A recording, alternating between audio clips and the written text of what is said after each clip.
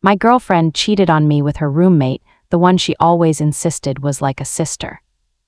I woke up in her best friend's bed with his grandmother's ring on my finger. I'd been dating Bailey for 2 years and everyone kept telling me I was too good for her. But I thought they were just jealous.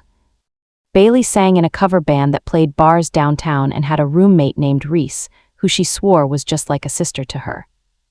Reese would walk around their apartment in a towel, cook Bailey breakfast in her underwear, and curl up in Bailey's lap during movie nights while I sat 2 feet away pretending it was normal. But Bailey said I was being insecure and controlling for thinking it was weird. She'd cancel our dates if Reese had a bad day at work. She'd leave my place at midnight because Reese needed someone to talk to about her ex. When I got promoted at my firm, Bailey forgot to congratulate me because Reese had gotten a parking ticket and was upset about it. She'd tell me I was lucky she even had time for me between rehearsals and keeping Reese sane, like I should feel grateful for whatever attention was left over. But I loved her and thought relationships took work and compromise. That every couple had their weird dynamics, and mine just happened to include a roommate who acted more like a girlfriend than an actual girlfriend did.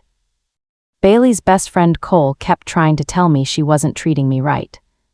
Cole owned a small landscaping company and would always show up when Bailey left me stranded.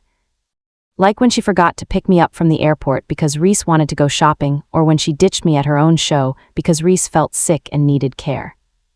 Cole would appear with coffee and a ride, never saying anything bad about Bailey, just asking if I was okay. I told Cole to stop worrying about me because Bailey and I were solid. He just said he'd be around if I needed anything.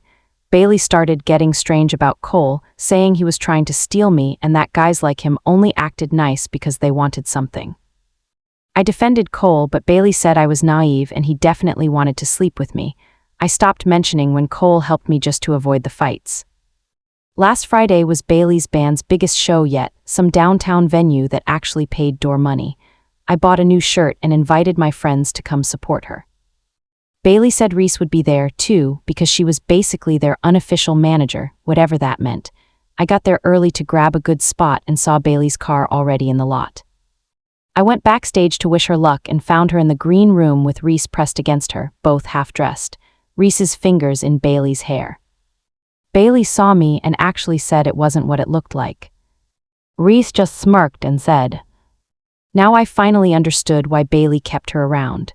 Bailey tried to explain that Reese was just helping her relax before the set and that it meant nothing and I was overreacting as usual. I left and walked straight to the bar across the street, ordering shots like they were water because I couldn't believe I'd spent 2 years with someone who'd been sleeping with her sister the whole time.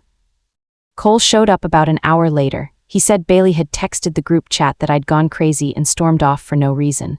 Cole knew that wasn't true and came looking for me anyway. By the time he found me, I was destroyed, crying and drunk, telling him I was an idiot for not seeing what everyone else clearly saw.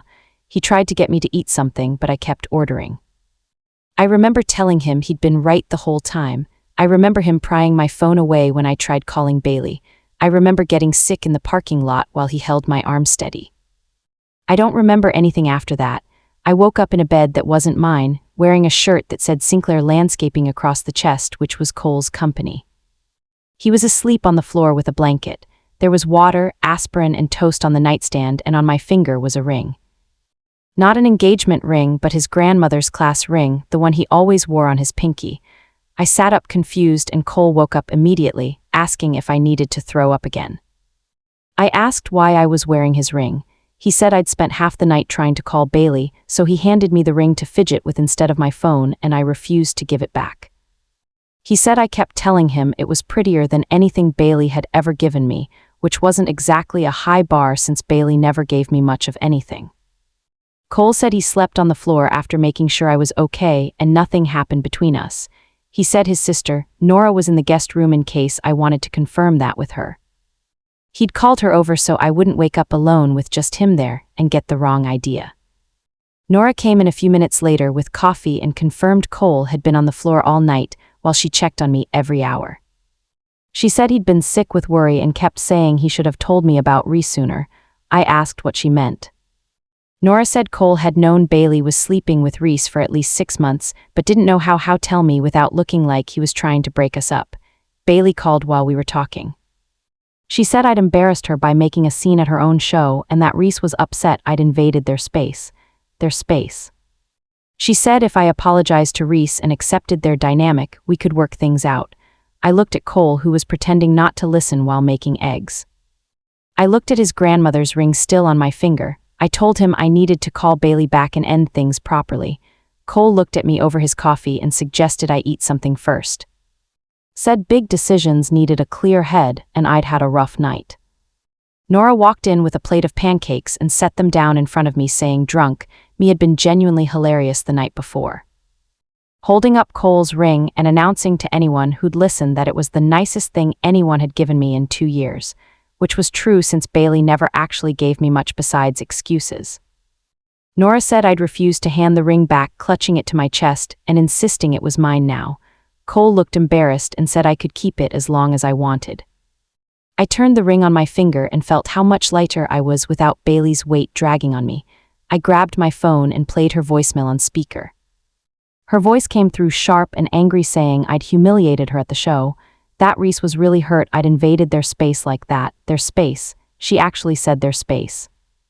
And that if I apologized to both of them and accepted how things were, we could probably fix this. She made it sound like she was doing me a favor by even considering taking me back after I'd caught her cheating. Cole's jaw tightened as he listened. Nora muttered something about Bailey being delusional.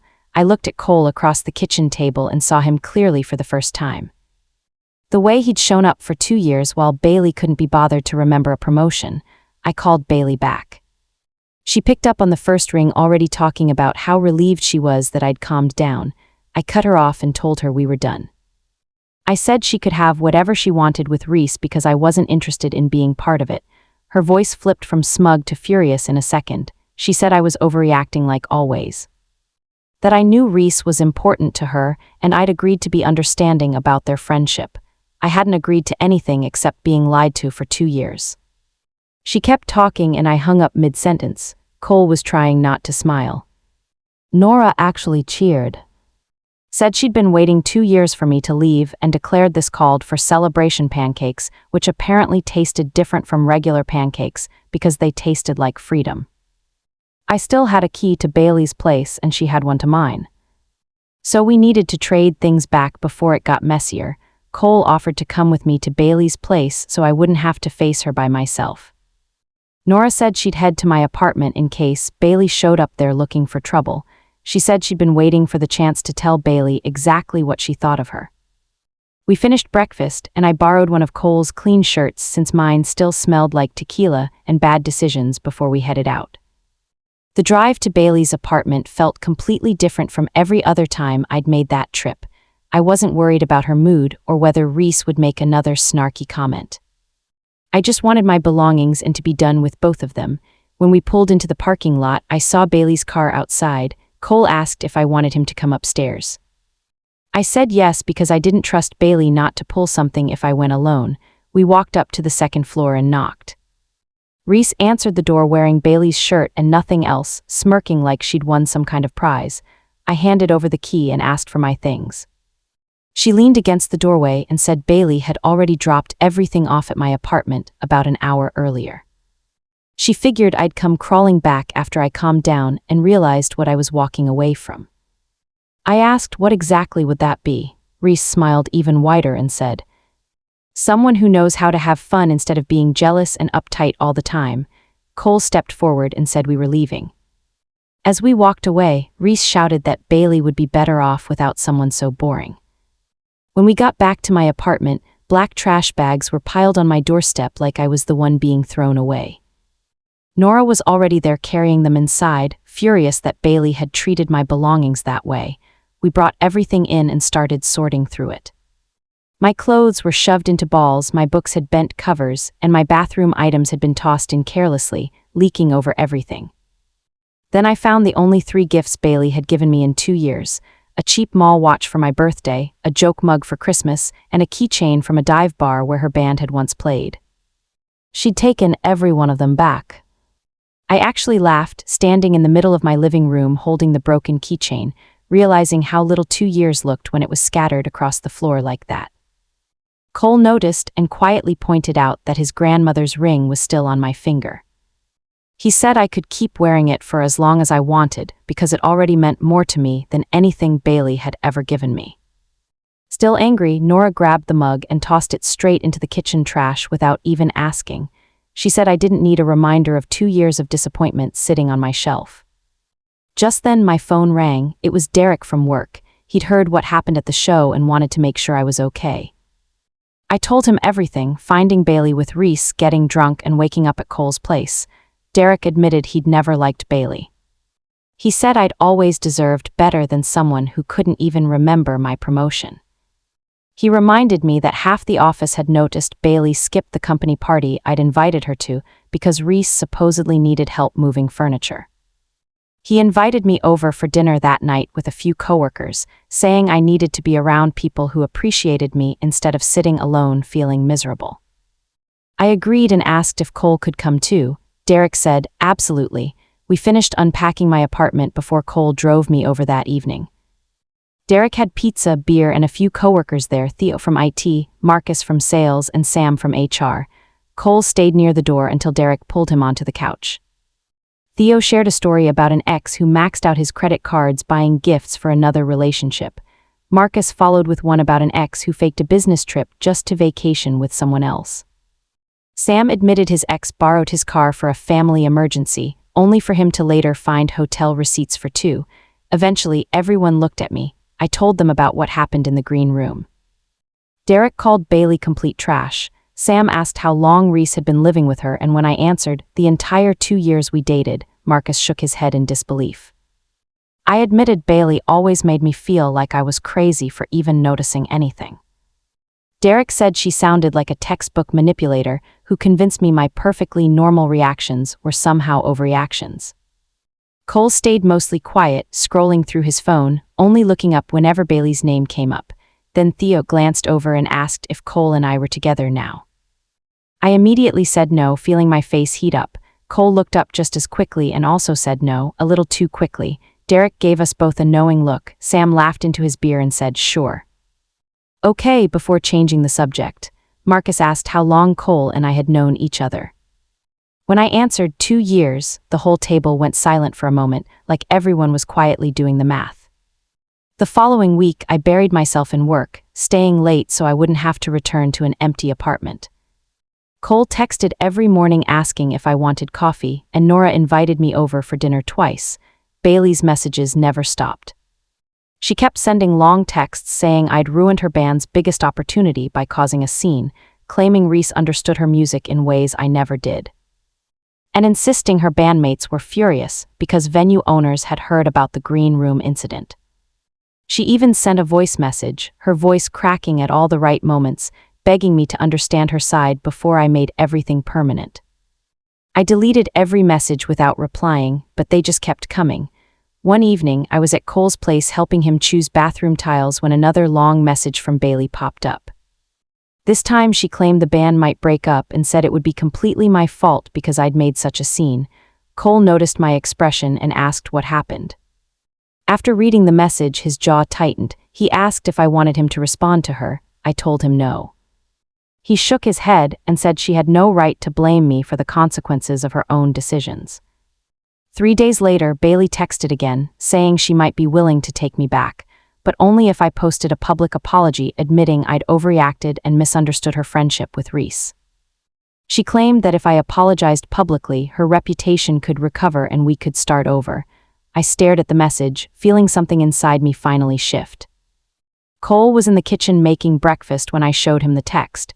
His face instantly turned red with anger. The next day, Cole invited me to his landscaping office. I met his business partner, Marcus, and Marcus's wife, Priya. While the guys looked over blueprints, Priya told me something that changed everything. She said Cole had been in love with me since Bailey introduced us 2 years earlier, but never crossed the line because I was in a relationship. Everyone at the office knew except me. After that, I started noticing things I'd ignored for years. Cole always remembered the little details, brought me coffee the way I liked it, listened when I talked, and genuinely cared. I realized he'd been treating me with kindness all along. A couple of weeks later, I ran into Bailey's guitarist, Rico. He admitted the whole band knew Bailey had been cheating with Reese, and that nobody believed Bailey's lie that I'd cheated with Cole. When Bailey called from another number screaming about my social media post, I calmly told her she'd destroyed her own reputation, then blocked her again. A month after the breakup, Cole took me to dinner. He admitted he'd loved me for years, and I confessed I'd finally realized he'd always been the one who showed up for me. That night we shared our first real kiss and officially started dating. Everything with Cole was different. He kept his promises, remembered the little things, supported my career, and treated me with respect. My family and friends loved him immediately, and 3 months later I was happier than I'd been in years. One evening, while we were relaxing on the couch, Cole looked at the ring I'd been wearing and quietly asked if he could have it resized for me. Then he asked me to marry him. I said yes before he could even finish, because sometimes the right person has been beside you all along, you just need to see them.